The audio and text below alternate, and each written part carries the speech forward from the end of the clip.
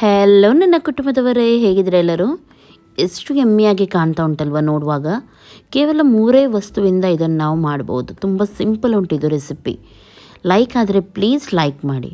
Okay, ನಾನಿವಾಗ ತೋರಿಸ್ತೀನಿ ಯಾವ ರೀತಿ ಮಾಡೋದಂತ ಹೇಳಿ. ಫಸ್ಟಿಗೆ ನಾನು 1 ಕಪ್ಪಷ್ಟು ಕಡಲೆ ಹಿಟ್ಟು ತೊಗೊಂಡಿದ್ದೀನಿ.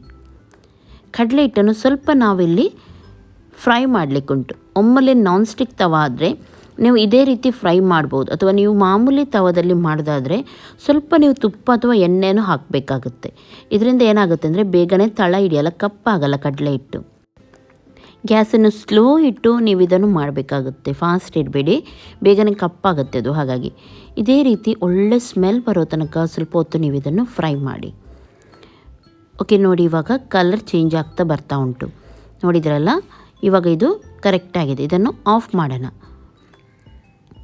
ಆಫ್ ಮಾಡಿ ಒಂದು ಬೌಲಿಗೆ ನಾನು ಹಾಕ್ತಾ ಇದ್ದೀನಿ. ಇದನ್ನು ಸ್ವಲ್ಪ ತಣ್ಣಗಾಗಲಿಕ್ಕೆ ಬಿಡಬೇಕು ನಾವು. ಇದನ್ನು ತುಂಬ ಬಿಸಿ ಬಿಸಿ ಇರುತ್ತೆ, ಸ್ವಲ್ಪ ತಣ್ಣಗಾಗಲಿ.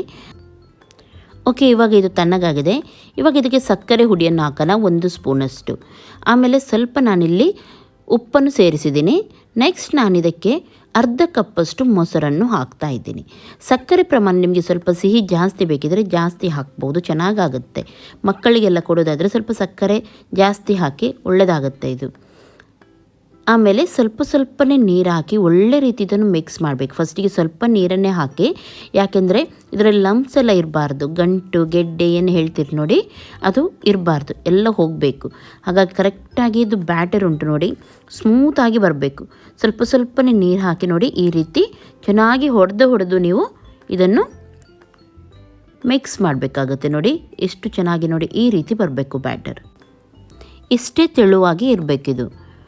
ಓಕೆ, ಇವಾಗ ನೆಕ್ಸ್ಟ್ ಇದಕ್ಕೆ ಮೇನ್ ಏನು ಬೇಕಂದರೆ ಈನೋ. ಒಮ್ಮೆಲೆ ಈನೋ ಇಲ್ಲದಿದ್ದರೆ ನೀವು ಬೇಕಿಂಗ್ ಸೋಡಾ ಕೂಡ ಯೂಸ್ ಮಾಡ್ಬೋದು. ಈನೋ ಈಸಿಯಲ್ಲಿ ನಿಮಗೆ ಮೆಡಿಕಲ್ ಸ್ಟೋರಲ್ಲಿ ಸಿಗುತ್ತೆ, ಹಾಗಾಗಿ ನಾನು ಇದನ್ನು ಹೇಳ್ತಾ ಇದ್ದೀನಿ. ನಾನಿಲ್ಲಿ 1 ಸ್ಪೂನಷ್ಟು ಈನೋವನ್ನು ಹಾಕಿದ್ದೀನಿ. ಅಂದರೆ ಒಂದು ಸಣ್ಣ ಪ್ಯಾಕೆಟ್ 8 ರೂಪಾಯಿದು ಸಿಗುತ್ತೆ, ಅದಾದರೆ ಫುಲ್ ಅದು ನೀವು ಹಾಕಬೇಕು. ಈನೋ ಹಾಕಿದ ಮೇಲೆ ತಕ್ಷಣ ಒಂದೇ ಸೈಡ್ ತಿರುಗಿಸ್ಬೇಕಾಗುತ್ತೆ. ಯಾವ ಸೈಡ್ ಫಸ್ಟ್ ತಿರುಗಿಸ್ತೀರಿ ನೋಡಿ, ಅದೇ ರೀತಿ. ಒಮ್ಮೆ ಈ ಸೈಡ್ ಒಮ್ಮೆ ಆ ಸೈಡ್ ತಿರುಗಿಸಬಾರ್ದು ನೋಡಿ, ಈ ರೀತಿ ತಿರುಗಿಸ್ಬೇಕು. ನೋಡಿ ಇವಾಗ ಎಷ್ಟು ಫ್ಲಫಿಯಾಗಿ ಬಂದಿದೆ ನೋಡಿ, ಇದು ನೊರೆ ರೀತಿ ಬಂದಿದೆ. ಇವಾಗ ಇದನ್ನು ಬೇಗನೆ ಒಂದು ಆಯಿಲ್ ಒರೆಸಿರುವ ಪ್ಲೇಟಿಗೆ ಟ್ರಾನ್ಸ್ಫರ್ ಮಾಡಿ. ಬೇಗನೆ ಮಾಡಬೇಕು, ಲೇಟ್ ಮಾಡಬಾರ್ದು ಈನೋ ಹಾಕಿದ ತಕ್ಷಣ. ಓಕೆ, ಈ ರೀತಿ ಹಾಕಿ ಸ್ವಲ್ಪ ಇದನ್ನು ಟ್ಯಾಪ್ ಮಾಡಿ. ಆಮೇಲೆ ಸೈಡಲ್ಲಿ ನೀರನ್ನು ಆಲ್ರೆಡಿ ಕುದಿಸ್ಲಿಕ್ಕೆ ಇಡಬೇಕು ನೀವು. ಆಮೇಲೆ ತಕ್ಷಣ ಇದನ್ನು ನೀವು ಒಲೆ ಮೇಲೆ ಇಟ್ಟುಬಿಡಬೇಕು. ಟೈಮ್ ತಗೊಳ್ಳಿಕ್ಕಿಲ್ಲ ಈನೋ ಹಾಕಿದ ಮೇಲೆ, ಹಾಗಾಗಿ ಮೊದಲೇ ನೀರನ್ನು ಕುದಿಸ್ಲಿಕ್ಕೆ ಇಡಿ, ಆಮೇಲೆ ಇದನ್ನು ಇಡಿ. ಓಕೆ, ಇವಾಗ 10 ನಿಮಿಷ ವೆಯ್ಟ್ ಮಾಡೋಣ. ಓಕೆ, ಕರೆಕ್ಟಾಗಿ 10 ಮಿನಿಟ್ಸ್ ಆಗಿದೆ. 8ರಿಂದ 10 ನಿಮಿಷ ತಾಗುತ್ತೆ, ಬೇಗನೆ ಆಗುತ್ತೆ ಇದು. ಓಕೆ, ಇದಕ್ಕೆ ಒಂದು ಬೆಂದಿದೆ ಇಲ್ವಾ ಅಂತ ಹೇಳಿ ಕಡ್ಡಿ ಹಾಕಿ ಟೆಸ್ಟ್ ಮಾಡಿ ಈ ರೀತಿ. ಓಕೆ, ಕರೆಕ್ಟಾಗಿ ಬರ್ತಾ ಉಂಟು. ಇವಾಗ ಕರೆಕ್ಟಾಗಿ ಇದು ಬಾಯ್ಲ್ ಆಗಿದೆ. ಆಫ್ ಮಾಡಿ ಕೆಳಗಡೆ ಇಡೋಣ. ನೋಡಿ ಚೆನ್ನಾಗಿ ಆಗಿದೆ ಇದು. ಇವಾಗ ಇದು ಸ್ವಲ್ಪ ಕೂಲ್ ಆಗಲಿ, ಆಮೇಲೆ ಇದನ್ನು ನಾವು ತೆಗೆಯೋಣ. ಓಕೆ, ಇವಾಗ ನೋಡಿ ತಣ್ಣಗಾಗಿದೆ. ಇವಾಗ ಇದನ್ನು ನಾನು ತೆಗಿತಾ ಇದ್ದೀನಿ. ನೋಡಿ ತುಂಬ ಈಸಿಯಲ್ಲಿ ಬರುತ್ತೆ. ಒಮ್ಮೆಲೆ ಬರಲ್ಲ ಅಂತ ಸ್ವಲ್ಪ ಗಟ್ಟಿದೆ ಆದರೆ ಸೈಡಿಂದ ಸ್ವಲ್ಪ ಚಾಕುವಿಂದ ಇದು ಮಾಡಿ ಈಸಿಯಲ್ಲಿ ಬರುತ್ತೆ ಇದು. ನೋಡಿ ಸಾಫ್ಟಾಗಿ ಚೆನ್ನಾಗಿ ಬಂದಿದೆ ಇದು. ಇವಾಗ ಇದನ್ನು ನಿಮಗೆ ಯಾವ ಸೈಜ್ ಬೇಕು ಅಥವಾ ಯಾವ ಶೇಪ್ ಬೇಕು ನೋಡಿ, ಆ ರೀತಿ ಇದನ್ನು ನೀವು ಕಟ್ ಮಾಡಿ. ನಾನು ಈ ರೀತಿ ಸ್ಕ್ವೇರ್ ರೀತಿಯಲ್ಲಿ ಕಟ್ ಮಾಡ್ತಾ ಇದ್ದೀನಿ ಇದನ್ನು. ಡೋಕ್ಲಾ ಎಲ್ಲ ಮಾಡ್ತಾರೆ ನೋಡಿ, ಸೇಮ್ ಇದೇ ರೀತಿ. ಆದರೆ ನಾನು ಸ್ವಲ್ಪ ಇಲ್ಲಿ ಡಿಫ್ರೆಂಟಾಗಿ ನಿಮಗೆ ತೋರಿಸ್ತಾ ಇದ್ದೀನಿ. ಬೇಕಿದ್ರೆ ಇದರ ಮೇಲೆ ಶುಗರ್ ನೀರು ಹಾಕ್ತಾರೆ, ತುಂಬ ಚೆನ್ನಾಗಾಗುತ್ತೆ, ಸಕ್ಕರೆ ನೀರು. ಓಕೆ ನೋಡಿ ಎಷ್ಟು ಸ್ಮೂತ್ ಬಂದಿದೆ ನೋಡಿ. ಇದು ತುಂಬ ಸಿಂಪಲ್ ಹಾಗೂ ಬೇಗನೆ ಆಗುವಂಥ ರೆಸಿಪಿ ಇದು. ಹಾಗಾಗಿ ಖಂಡಿತ ಎಲ್ಲರೂ ಮನೆಯಲ್ಲಿ ಇದನ್ನು ಟ್ರೈ ಮಾಡಿ. ಓಕೆ, ಕಟ್ ಮಾಡಿ ಆಗಿದೆ. ಇವಾಗೊಂದು ಫ್ರೈಯಿಂಗ್ ಪ್ಯಾನಿಗೆ ಸ್ವಲ್ಪ ನಾನು ಆಯಿಲ್ ತೊಗೊಂಡಿದ್ದೀನಿ. ಬೇಕಿದ್ರೆ ಇದಕ್ಕೆ ನೀವು ಸಾಸಿವೆ ಎಲ್ಲ ಹಾಕಿ ಒಗ್ಗರಣೆ ಕೊಡ್ಬೋದು. ನಾನು ಡೈರೆಕ್ಟಾಗಿ ಆಯಿಲಿಗೆ ಇದನ್ನು ಈ ರೀತಿ ಇಡ್ತಾ ಇದ್ದೀನಿ. ನಿಮ್ಮ ಹೆಸರು ನಿಮಗೆ ಫ್ಲೇವರ್ ಜಾಸ್ತಿ ಬೇಕಿದ್ದರೆ ಸ್ವಲ್ಪ ನೀವು ಒಗ್ಗರಣೆಯನ್ನು ಕೊಡ್ಬೋದು, ಬೇವಿನ ಸೊಪ್ಪೆಲ್ಲ ಹಾಕಿ. ಆಮೇಲೆ ಇದನ್ನು ನೀವು ಇಡ್ಬೋದು, ಆವಾಗಲೂ ಚೆನ್ನಾಗಾಗುತ್ತೆ. ಓಕೆ ನೋಡಿ, ಒಂದು ಸೈಡ್ ಸ್ವಲ್ಪ ಕೆಂಪಾದ ಮೇಲೆ ಇದನ್ನು ಟರ್ನ್ ಮಾಡಿ, ಸರಿಯಾಗಿದ್ದು ಫ್ರೈ ಮಾಡಿ ಒಂದು ಸೈಡ್. ನೋಡಿದ್ರಲ್ಲ ಎಷ್ಟು ಸಿಂಪಲ್ ಅಂದ್ಬಿಟ್ಟು ಇದು.